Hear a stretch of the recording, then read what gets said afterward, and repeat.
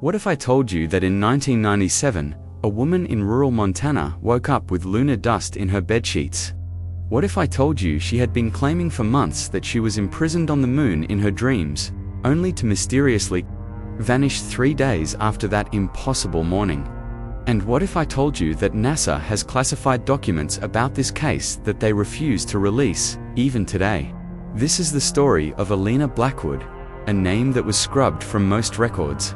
A woman whose impossible claims led to one of the most disturbing cover-ups in modern history.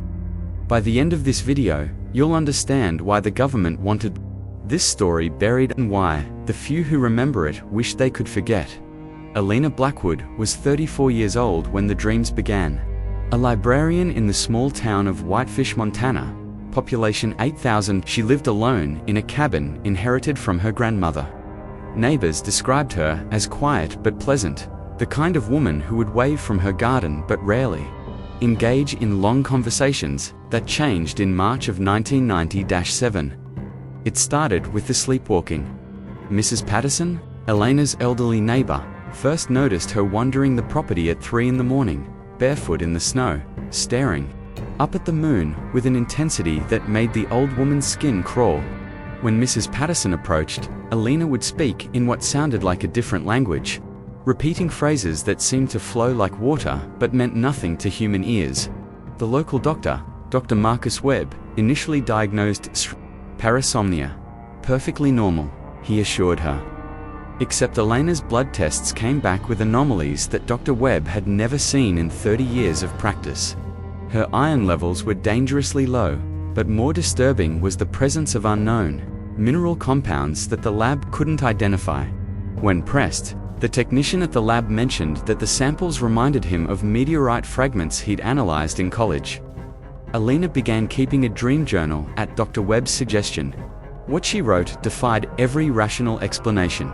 She described a vast gray landscape under a black sky filled with distant stars.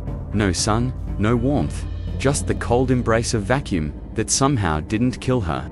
She wrote about towering crystal formations that hummed with an otherworldly frequency, and about the others. The others were the most disturbing part of her accounts. Alina described them as human in shape, but wrong in every detail.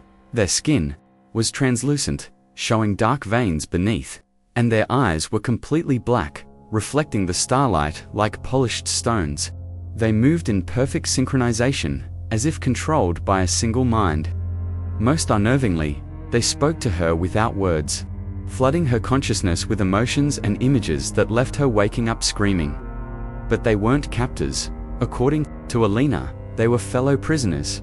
In her dreams, she learned their story. They were humans from different time periods, all connected by one common thread. They had seen something they weren't supposed to see. A woman from medieval England who had witnessed strange lights dancing in the sky. A Civil War soldier who had discovered a crashed object in the woods. A child from the 1920s who had found strange symbols carved into rocks near her home. All had been taken, their physical bodies remaining on Earth while their consciousness was transported to what Alina called the Grey Place. Dr. Webb's notes, which surfaced years later through a Freedom of Information Act request, reveal his growing concern. Alina's condition was deteriorating rapidly. She had lost 23 pounds in 2 months, her hair was falling out, and, most disturbing of all, her sleep patterns had become impossible. Sleep study monitors showed that she entered REM sleep instantly upon closing her eyes and remained in that state for exactly 7 hours and 43 minutes, regardless of when she went to bed. During this time, her brain activity was unlike anything the technicians had ever recorded. The breakthrough came on May 15, 1997. Alina arrived at Dr. Webb's office in a state of excitement that bordered on mania. She claimed she had found a way to fight back, to resist the pull of the Grey Place.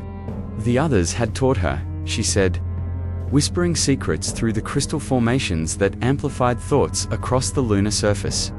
She began drawing symbols, covering page after page with intricate patterns that seemed to shift and move. When you weren't looking directly at them, Dr. Webb later described feeling nauseous just being in the same room with those drawings. as if reality itself was being bent around them. Alina explained that the moon wasn't just a prison, it was a collection point.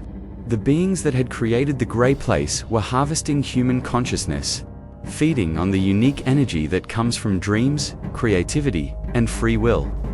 The humans trapped there were kept in a state of perpetual dreaming, their minds powering something vast and incomprehensible. But the system had a flaw. If someone could maintain their identity, their sense of self, while imprisoned, they could begin to corrupt the network from within. Alina and the others had been doing exactly that, using their combined will to weaken the barriers between the Grey Place and reality. On May 22nd, Alina didn't show up for her appointment with Dr. Webb. He found her cabin empty, with no signs of struggle or forced entry, but there were details that haunted him for the rest of his life. Every mirror in the house had been covered with black cloth. Strange symbols were carved into the wooden beams, still fresh and weeping sap.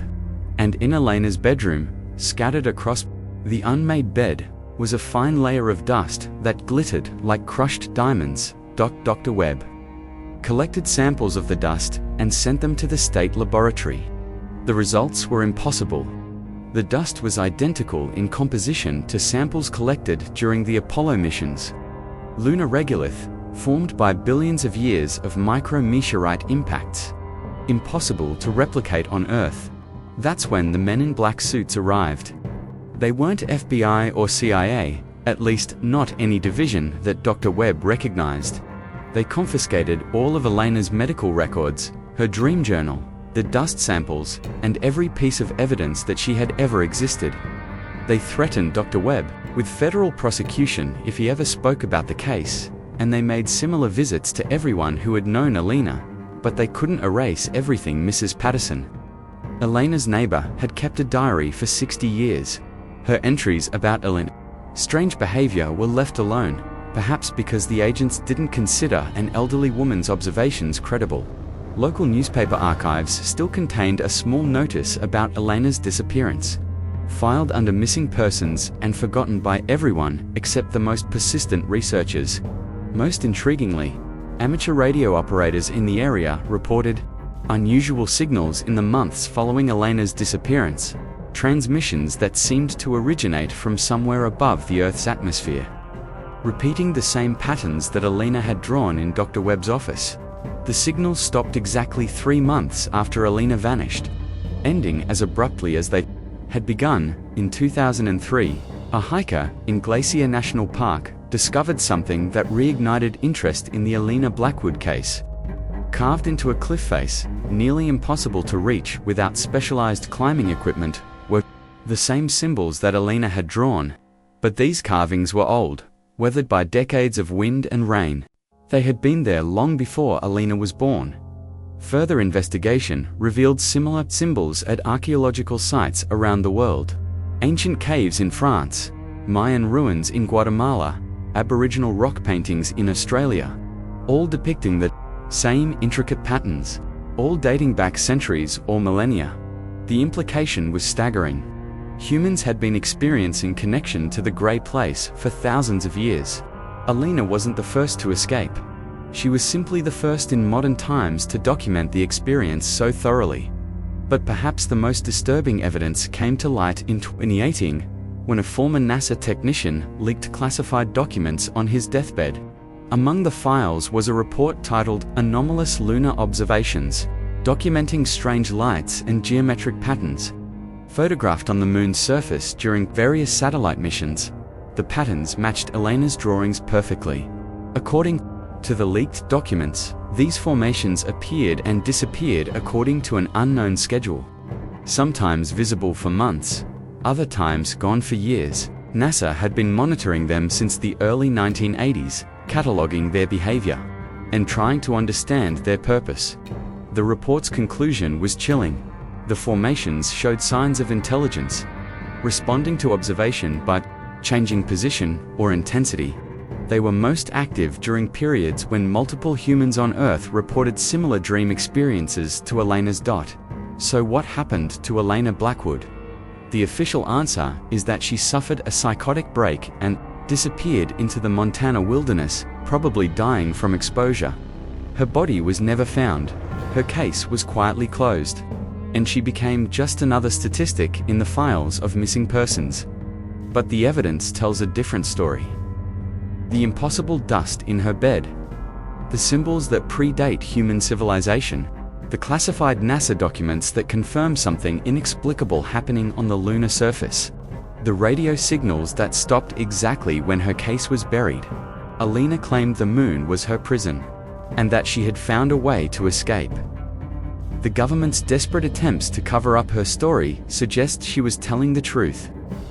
The question isn't whether Alina escaped from her lunar imprisonment, it's whether her escape was permanent, or if something followed her back.